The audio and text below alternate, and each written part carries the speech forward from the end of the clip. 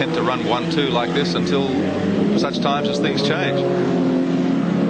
There's no prospect of that in the immediate term. Back with Seven's race cam in the cockpit of the Nissan Skyline, driven by the championship leader, Glenn Seaton, 22 years of age. Leads the series by 3 points from the veteran Jim Richards. They've completed 6 of 50 laps for the grand final of the Shell Australian Touring Car Championship. Race leader, the Talmalmo farmer, Georgie Fury from New South Wales. Second spot, teammate Glenn Seaton, the number 15 Nissan. And third is Queensland's Dick Johnson.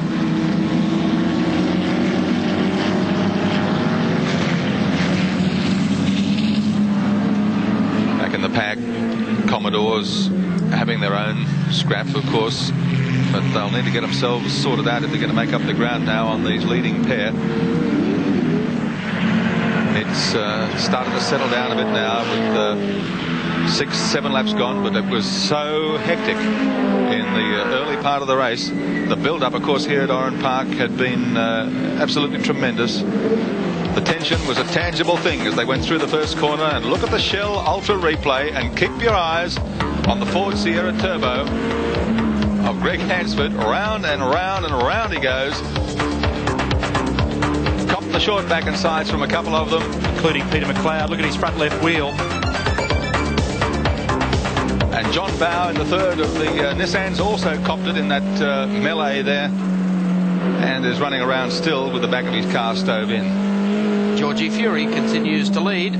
Glenn Seaton tags team leader, the man who last year came so close to winning the Australian Touring Car title. The championship, of course, last year went to Robbie Francevic. Here's the placings at the moment. George Fury is your race leader. Glenn Seaton runs in second. Dickie Johnson is third. Fourth, Jimmy Richards. Fifth, Alan Grice. And rounding out the top 6, lightning Larry Perkins. We'll be back in just a moment. Oran Park, and this is the action in the Shell Ultra Touring Car Championship decider. 9 laps gone, and as we predicted, George Fury has moved over and let teammate Glenn Seaton go to the... Oh, hello. Car number 6 is John Crook in the second of the mobile dealer team Commodores. Well, they thought they had some problems with Gary Scott with a couple of bangs, but I'll tell you what, John Crook has had 2 whopper stoppers here in the last 24 hours. One in practice yesterday and another one obviously today. The only thing was yesterday he got the back part of the car and he's got the same side but the front this afternoon. That's Crook. Yes. Okay, let's recap for you what has happened. Glenn Seaton being waved by George Fury through to take over the lead. And of course the man who will stalk George Fury and Glenn Seaton, Jim Richards, making a great run. Has been able to get through on the inside of Dick Johnson. Now moves to third. Johnson is fourth. Alan Grice is now fifth. And that's where we really have a race developing between Dick Johnson and Grice. But Richards starting to pull away from Johnson now. And we'll keep an eye on the times to see whether in fact he's beginning to haul in George Fury. We saw in the previous round at Amaru Park, the BMWs were able to come from back on the grid. Here's a replay with John Crook in car number 6. Ooh, that was Dick Johnson by the look of it involved. No, it's Greg Hansford by the look of it. So that hasn't been the luckiest turn for Greg Hansford. And as we pan through the turn, you'll see that Greg has managed to stop his front end on the side of the mobile Commodore. He's got no back on that car and now no front. Hansford predictably has limped to the pits, but Dick Johnson, team leader, is out there circulating and doing it in style, pursued by Alan Grice at this stage. Jim Richards up ahead of them in third spot behind the 2 Nissans.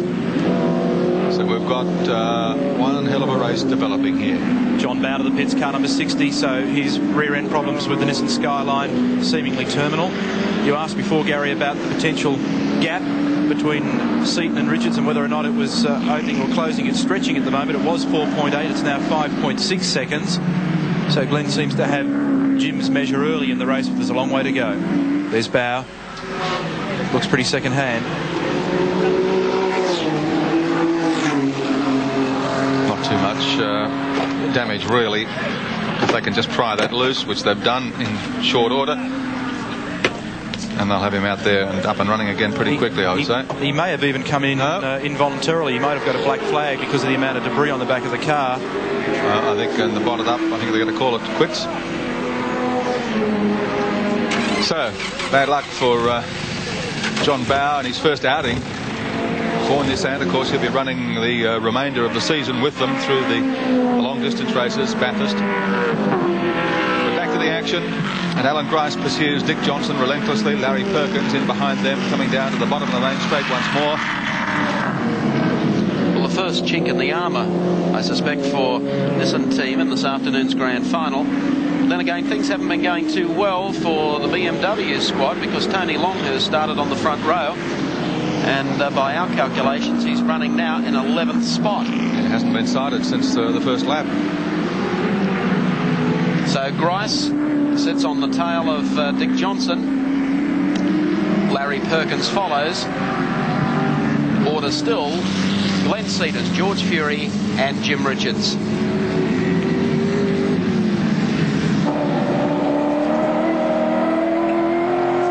Sevens race cam across the back of the course here to Oran Park. That gap from Seaton to Richards now 6.02. Glenn's last lap time, a 1 minute 15.89. Grice, is that just a wisp of smoke coming out left-hand rear side? Might have even been a little bit of tyre smoke with the guard rubbing as they come off that very fast part of the course, but he's not too far behind Dick at the moment. That was fairly obvious the last lap around, almost the same spot. Dick having a little security tap on the brakes that time as he went down towards that left-hand kink in the main straight. Surprisingly, Grice making a bit of ground here. You wouldn't think that the car that's considerably heavier than the Sierra would do that on that part of the road.